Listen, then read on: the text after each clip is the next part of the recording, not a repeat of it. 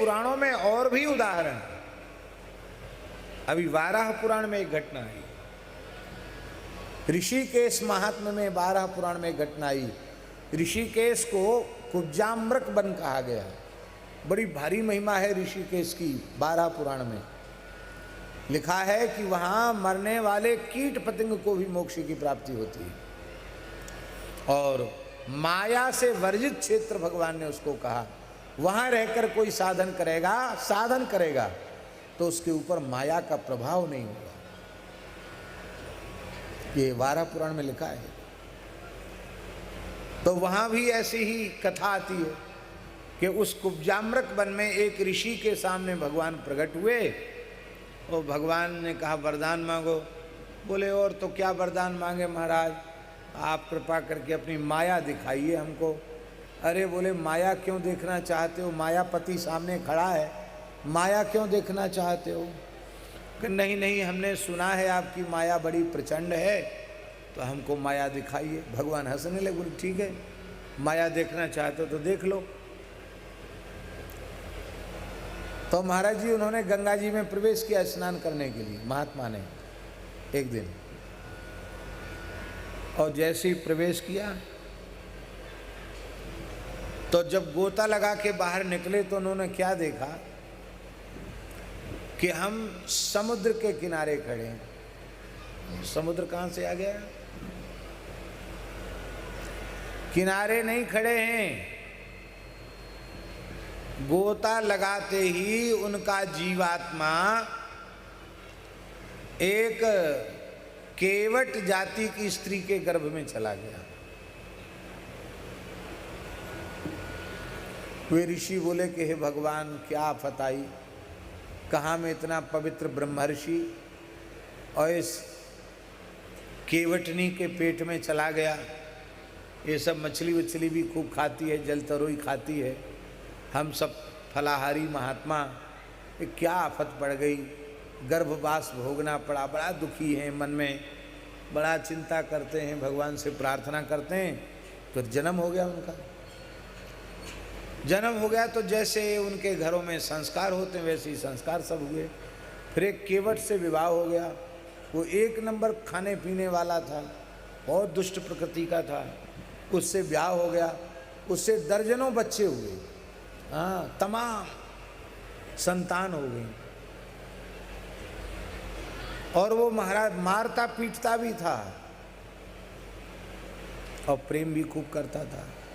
दोनों काम करता था, मार पिटाई भी करता था, प्रेम भी करता था। एक दिन बच्चों के गंदे कपड़े लेकर धोने गई और मन में वो सोचते हैं कि मैं अमुक ऋषि हूँ, पर क्या मेरे पाप का उदय हुआ, मैं कहाँ पहुँच गया। और कपड़े धोए उन्होंने। कपड़े धोने के बाद कहा कि चलो भैया अब गोता तो लगा ही लूँ। जैसे ही गोता लगाया तो क्या देखते हैं, ऋषिकेश में गंगा जी के जल में खड़े हैं और हमारा बलकल वस्त्र कमंडल दंड खड़ाऊं सब वहां गंगा जी के किनारे रखी। बैठ गए वहीं आकर। तो वहां के लोगों ने उनसे पूछा, ऋषियों ने, कि महात्मन रोज तो तुम जल में स्नान करके संध्या करते थे और घंटा 2 घंटा खड़े होकर गायत्री का जप करते थे, आज हुआ क्या? एक गोता भी ठीक से आपने नहीं लगाया, ऐसे सिर डुबाया और तुरंत बाहर आ गए। क्या बात है? आपका स्वास्थ्य तो ठीक है कि नहीं? अब वो हक्के बक्के से रह गए। वो कहें हमारे बच्चे छूट गए और ये हो गया वो हो गया, वो क्या हो गया, सब जैसे पगला जाए ना कोई, ऐसे क्या हो गया, सब सोचने लगे। और चमत्कार सुनो महाराज, वो जो धीवर था ना मल्ला, वो आ गया।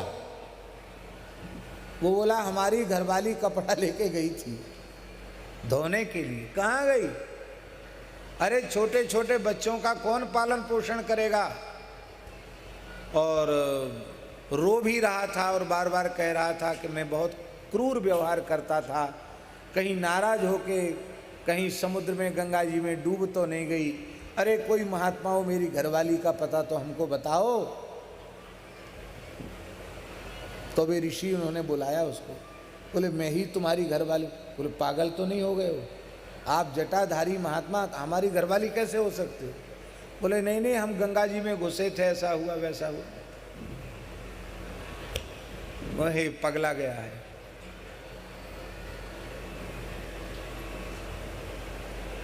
वो भी चला गया रोते हुए।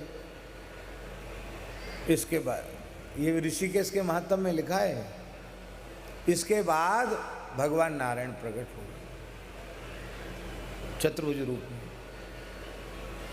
भगवान ने कहा महात्मन, थोड़ा सा नमूना हमने अपनी माया का देखा, और देखोगे? नहीं नहीं नहीं, अब नहीं देखना, हो गया पूरा, पेट भर गया, अब नहीं देखना।